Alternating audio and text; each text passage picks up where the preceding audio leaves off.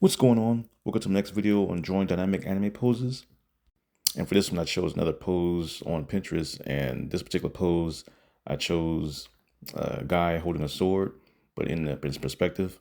And I wasn't do a basic pose from Pinterest with him standing forward, but I just want to do one in perspective because I like the challenging poses. So for this, I start out with a circle for the head. And because his head is tilted, when I'm drawing the circle straight in the middle, you can easily slant it or bend it in different angles because you're adding the lines in for how the head will be tilted. Which is why you see me draw the head like just one circle, and then I'm adding the circle on the side for the other side of the head, and then I'm adding the line on the front of the face where the face will line up at, while also doing this circle for the nose and circle for the neck. And I drew the circle for the neck to show that that the head is tilted up, or not tilted up, but at an angle going upwards. And so right now I'm adding in the chest area, and see doing the chest the same way I've done it before with the half bean shape. Well, not really a bean shape, just a cylinder that I'm just cutting in half. And since it's you're watching it from below, you can see the bottom of the cylinder. Now working in the lines, trying to find out where all the shapes will be for finding all the body parts, for the shoulders and arms. And right now I'm erasing the neck. And a lot of times when I'm drawing the neck, I'll draw the neck all the way out, where I'm just drawing the long stem of it, or the long cylinder of the neck. And then when I'm drawing the chest and adding the cylinder for it, I'll just erase the half that's where the chest is, and then add on from there.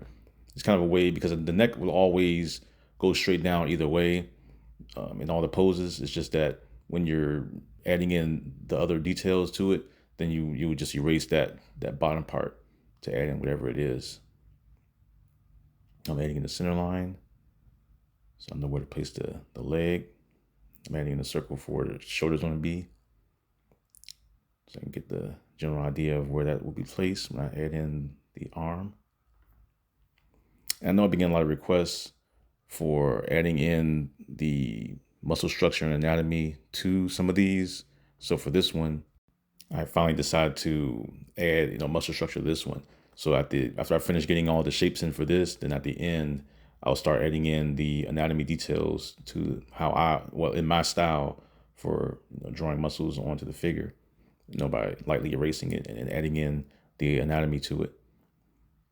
And so right now I'm working in the legs, going down. And you see, it's the same way as before. Like I'm always adding in, just finding all the big shapes, dropping in the shapes.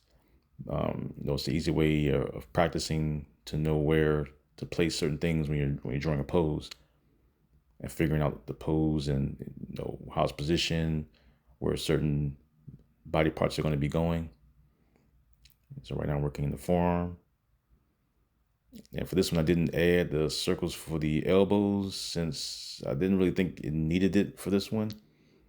So I kind of just to quickly drop it down, I just added in the forearm, and then added the little curvature, and then finished it with that.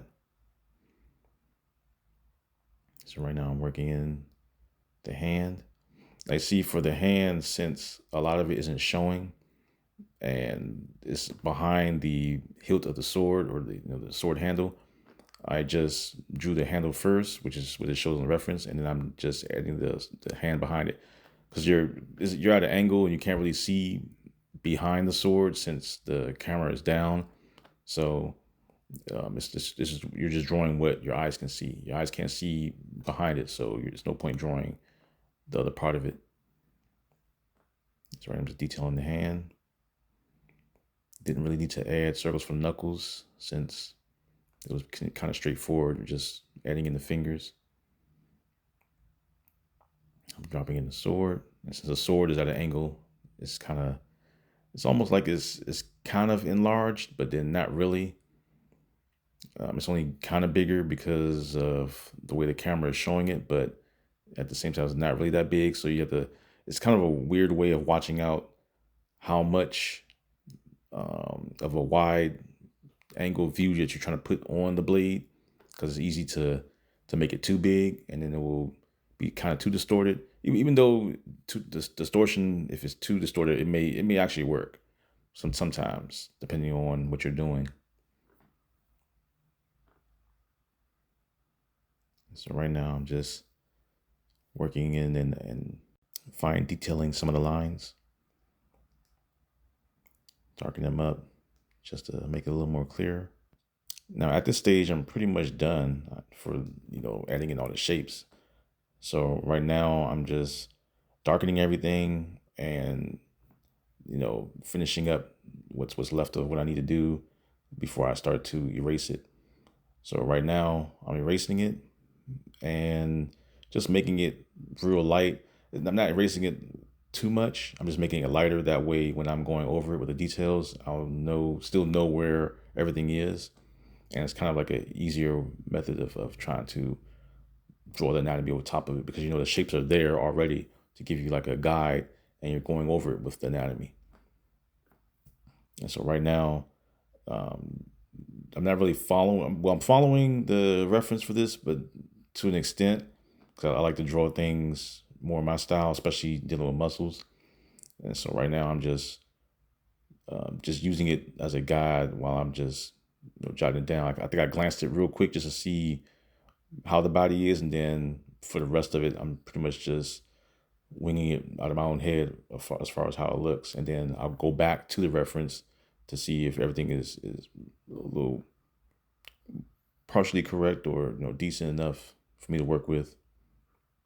So as you see, I'm adding in all the details for the chest and shoulders, connecting everything, dropping in all the lines, adding in all the striations into the shoulders and the chest. I'm working in the bicep. And you see that when I'm doing muscles, I'm just overlapping everything. And it's good to have a general idea of anatomy when you're getting into the final part of this, just so you can know where to place the muscles and anatomy when you're finishing up some of these pieces. And I have a lot of anatomy books. I think I have maybe like 8 or 10 different anatomy books, or probably even more. But I think there's like maybe 3 that I actually go through all the time.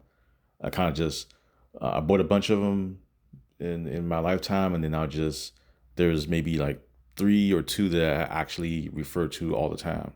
Like probably like my most favorite ones. 'Cause it's always best to buy a bunch of them, and then at some point when you're going through all of them, there's only a few of them that may be showing or detailing whatever it is that you need to do to get your job done better. I think most anatomy books I look in for when I'm looking at them, I look for things that shows the body part moving in more positions. I know there's a lot of anatomy books that will show them moving in the same position in like every single book. It's always the same position, and I want to see the books that will go in and bend the body in positions that other anatomy books wouldn't do that, and I'll just find them based on that. I have a few. I'll show some on my channel or my Instagram feed to show some of my good ones. I think I've shown some already on TikTok. I think I've posted a few on there. So right now I'm working in the rib cage, dropping in the pants, and the pants is fairly easy. You're kind of just making an outline and dropping in the wrinkles where it needs to be. And even then, for how this is, even though I'm detailing it now and I have it pretty much where I want it to be, I can still erase it lightly again to go over it and detail it even more. I mean, there's multiple passes that you can go through when you're going through to the final stage of a drawing.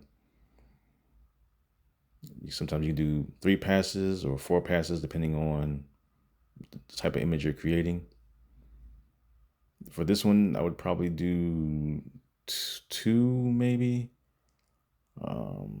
Well, I'll do this one, and I may do another one.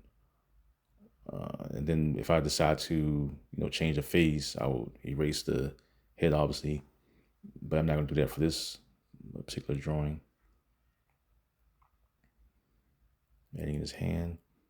Now, right now, I'm trying to fix the abs because the abs I see are a little bit, they're tilted more in the reference. So I wanted to tilt them. Even it doesn't show, or it doesn't seem, I guess it doesn't show it on video, but when you see it on paper, you see that the abs are tilted more when I made the changes to it at more of an angle.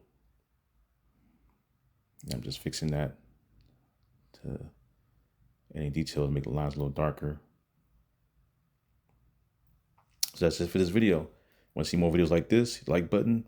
Comment for any other poses that you want to see. All right. And take care.